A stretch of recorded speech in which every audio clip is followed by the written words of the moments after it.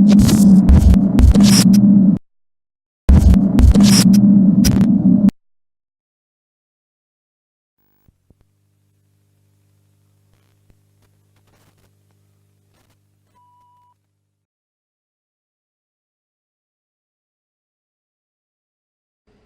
was an old man who lived alone in the middle of the forest. He had three loyal hunted dogs to keep him company on the long lonely nights. Nobody knew his real name, but most folks just called him Smitty. He loved hunting, fishing, and the great outdoors. Years ago, Smitty had quit his job, packed his belongings, and moved out to a nice little cabin he had built himself way back in the forest. It wasn't very big, but it was just enough for him. The cabin only had two rooms. One he used for a bedroom, and the other was a kitchen. He had built himself a nice big open fireplace where he could cook his food and warm his skin on the chilly winter night. He planted himself a nice little vegetable garden by the side of the house, and he would go out every day and hunt rabbits and fish. During the warm months, Smitty had no problem catching as much small game as he needed. But in the colder months, it became a little more difficult to keep his stomach full. One cold winter night, the old man went out to his storage shed to see what he could find for dinner. All he found was a small piece of fatty meat and a handful of mouldy potatoes. He had to make do with what was there, so he cooked it and gulped it down. Smitty, however, was still a little hungry, but there wasn't much he could do about that. So despite the protests of his grumbling stomach, Smitty stoked the fire in the fireplace to keep the cabin warm, and he went to bed. He was just about to fall asleep when he heard something in the room. He opened his eyes and saw a shadow creeping across the wall. He slipped quietly out of bed and tiptoed into the other room. There he saw the oddest looking creature I'd ever seen. It was short and stubby, with pointed ears, and short fat feet with long claws, and it had a long bushy tail. There were no doors or windows, so Smitty was confused as to how the funny looking thing had gotten in. He quietly picked up his axe and crept in silently over to the odd critter.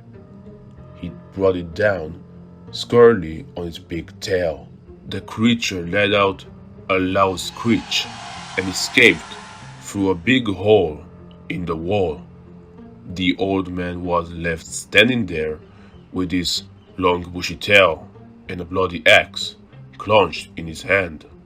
Smitty was about to throw the old tail out the door when his grumbling stomach reminded him of how hungry he was. So he took the tail, cleaned it, cooked it, and ate it. It didn't taste that bad. It kind of tasted like chicken. With his stomach finally full, Smitty got back into his warm, cozy bed. Smitty had just drifted off into a deep sleep when a strange sound awakened him. It sounded like something trying to scratch its way into the cabin. The old man knew that if he would stay real quiet, it would probably go away. So he stayed as quiet as he could. But then he heard a strange, otherworldly voice hissing outside.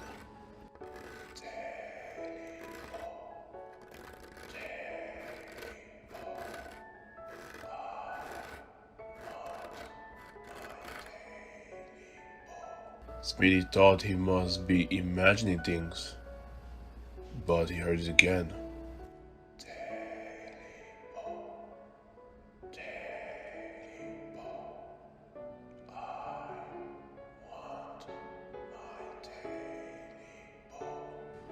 Smitty jumped out of bed, flung open the door, and called out to his dogs. They came running, barking and sniffing around, but they didn't find anything at all. So Smithy put the dogs back outside and went to bed. Sleep had just eased itself into Smithy's body when he heard the voice again. This time, the scratching sounded like it was at the window. Whatever it was, it really wanted to get in. But the scratching seemed to be on two walls at one time. Smithy called out, "Hey, who's that at my door? Get away from here." Then he heard the strange voice again, only this time a little louder. "TailyPo, TailyPo, where is my TailyPo?" Old Smithy, who wasn't one to frighten easily, was getting a little shaky. This was really weird, so he eased to the window and called his 3 dogs, who bounded up to the porch, and they sniffed around and barked and sniffed, but they never found anything at all. Smithy decided to stay up for the rest of the night to protect himself, his dogs, and his little cabin. So he pulled a chair next to the fireplace, grabbed a blanket, formed his bed, and settled in for the rest of the wind-chilled wintry night. Sleep soon overtook him, and once again he dozed off. It was almost dawn when Smithy woke up with a start. The sound of scratching seemed to reverberate from every area of the cabin. Smithy searched frantically for his axe, his rifle, or something to defend himself with, but he was so frightened he couldn't find anything. The scratching grew louder and louder and louder. "TailyPo, TailyPo, give me back my TailyPo." Smithy yelled back, "Leave me alone. I ain't got to TailyPo." Then he called his dogs, but this time the dogs didn't come. He waited and waited, but still no one of his dogs came running. Smithy had never seen or been so scared in his life.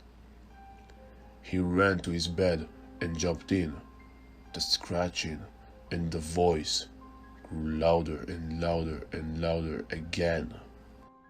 "TailyPo, TailyPo, give me back my TailyPo."